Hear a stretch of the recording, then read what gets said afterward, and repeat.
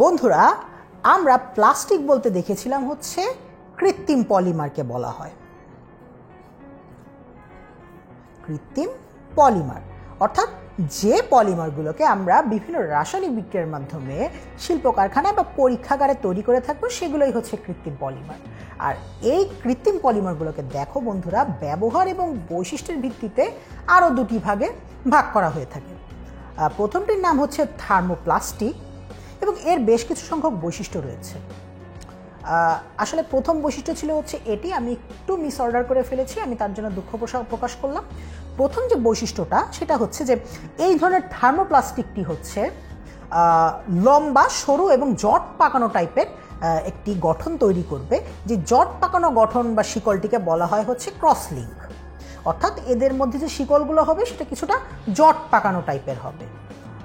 আর এই যে জট পাকানো শিকল, তার মধ্যে যে সেকেন্ড বৈশিষ্ট্যটি রয়েছে সেটি হচ্ছে এটি যে এতে কার্বন কার্বন সময়ের মধ্যে শক্তিশালী বন্ধন বিদ্যমান থাকবে। তার মানে জট পাকানো শিকলের কার্বন কার্বন বন্ধনে শক্তিশালী বন্ধন বিদ্যমান থাকবে, সহজে কিন্তু সেই কার্বন কার্বন বন্ধনগুলো ভাঙবে না। আর এর মধ্যে যে পার্শ্ববর্তী কার্বন কার্বন শিকল থাকবে, সে পার্শ্ববর্তী কার্বন কার্বন শিকলগুলো একটু দুর্বল প্রকৃতির হবে। অর্থাৎ মূল যে শিকলটা, সেই শিকলটা একটু শক্তিশালী টাইপের হলেও পার্শ্ববর্তী কার্বন কার্বন শিকল কিন্তু একটু দুর্বল বন্ধন বা পার্শ্ববর্তী কার্বন কার্বন শিকলের সাথে দুর্বল বন্ধন বিদ্যমান থাকবে। এবং এদের মধ্যে যে বৈশিষ্ট্যটি দেখা যাবে সেটি হচ্ছে যে শিকল একটি আরেকটির উপর দিয়ে সহজে অতিক্রম করতে পারবে এবং এই কারণে এদেরকে সহজে বাঁকানো বা গলানো যাবে। তার মানে বন্ধুরা, এটি কিন্তু মনে রাখবে যে এটি সব থেকে ইম্পর্টেন্ট পয়েন্ট, যে এই ধরনের প্লাস্টিকগুলোকে কী করা যায় বলতো, সহজে বাঁকানো যায় বা গলানো যায়। তার মানে এরা হচ্ছে একটু নমনীয় প্রকৃতি। মূলত এই ধরনের বৈশিষ্ট্যের কারণে এই ব্যাপারটি ঘটবে। তো এই ধরনের প্লাস্টিকের উদাহরণ হচ্ছে পলিথিন, পিভিসি বা পলিপ্রোপিন, তোমরা বুঝতে পারছো। আর দ্বিতীয় ধরনের যে পলিমারটি রয়েছে সেটিকে বলা হয় হচ্ছে থার্মোসেটিং।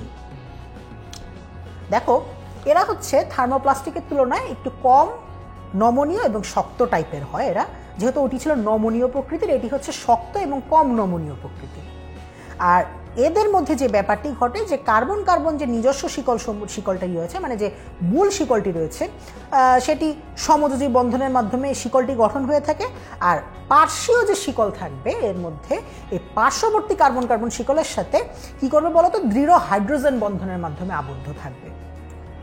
তো যেটি মনে রাখবে যে মূল শিকলের কার্বন কার্বনের সমযোজী বন্ধন বিদ্যমান থাকবে, দৃঢ় সমযোজী বন্ধন বিদ্যমান থাকবে, আর পার্শ্ববর্তী শিকলের কার্বনের সাথে দৃঢ় হাইড্রোজেন বন্ধন বিদ্যমান থাকবে।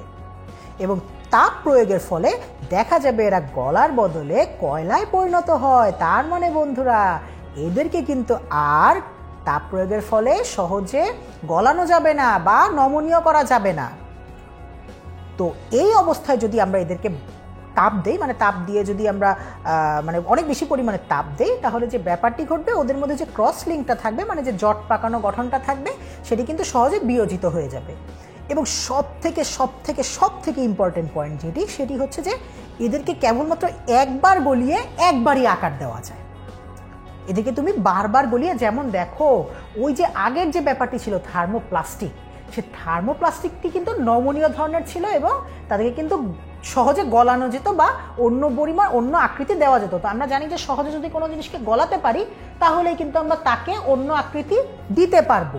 কিন্তু এই জিনিসটিকে কিন্তু কি করা যাচ্ছে না বলতো, সহজে অন্য কোনো আকৃতি দেওয়া যাচ্ছে না। এবং যদি আমরা আকৃতি দিতে চাই, মানে আমরা যদি তাপ প্রয়োগ করি, তাহলে দেখা যায় যে গলার বদলে সেটা কয়লায় পরিণত হয় এবং ক্রসলিঙ্ক ভেঙে বিয়োজিত হয়ে যাচ্ছে। তো এদেরকে আমরা হয়তো একবারই মাত্র গলিয়ে আমরা সেই একবারই মাত্র তাকে কোনো আকার দিতে পারবো। আর সেই একবার আকার দেওয়ার পরে যে ব্যাপারটি ঘটবে, আমরা যদি আবার তাপ প্রয়োগ করে আবার নতুন কোনো জিনিসে গঠন তৈরি করতে চাই বা পরিণত করতে চাই, তাহলে যেটি হবে সেটি গলার বদলে কয়লায় পরিণত হবে এবং তার মধ্যে ক্রসলিঙ্ক ভেঙে যে বস্তুটির আর কোনো বৈশিষ্ট্য বা অবশিষ্ট থাকবে না। তো এই যে একবার মাত্র গলানো বা আকার দেওয়া, সেটিকেও একটু বিশেষ প্রক্রিয়ার মাধ্যমে করা হয়। এমনি করে দেওয়া যায় না, কারণ এমনি করে তাপ দিলে দেখা যাবে যে এর মধ্যে ক্রসলিঙ্ক ভেঙে যে আবার কয়লায় পরিণত হয়ে যেতে পারে। তো এই বিশেষ পদ্ধতিটির নাম হচ্ছে কম্প্রেশন মোল্ডিং। আর এই ধরনের থার্মোসেটিং প্লাস্টিকের উদাহরণ হচ্ছে Bakelite, fibre glass, epoxy glass ইত্যাদি।